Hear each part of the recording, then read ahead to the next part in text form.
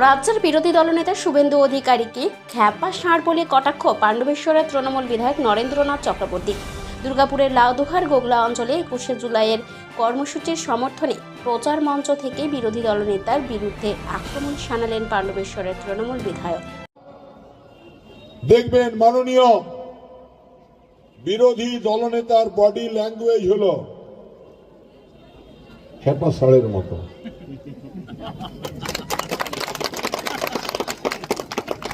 মনে হয় যেন কাউকে গুঁতোতে আসছে।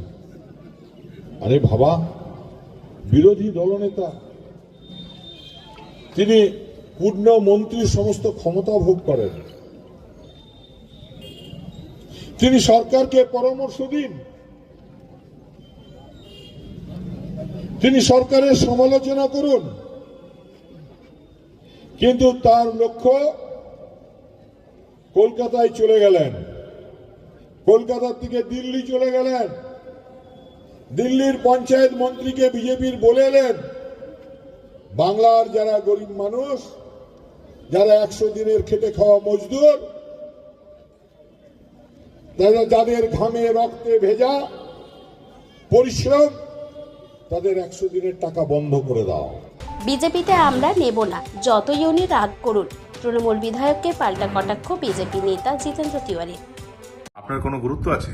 মাস 6 আরও যত ডায়লগ মারার মেরে নিন, 6 মাস পর আপনাকে কেউ পুছবে না।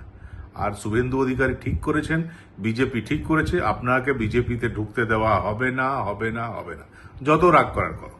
26-এর নির্বাচনের আগে পশ্চিম বর্ধমান জেলায় শাসক বিরোধী তরজায় রাজনীতির পারদ চড়তে বসেছে। তবে আক্রমণ পাল্টা আক্রমণের মাঝে শেষ কথা বলবে সেই জনতা জনার্দনই। পাণ্ডবেশ্বর থেকে অনুরাধা সেনগুপ্তের রিপোর্ট, খাঁটি খবর।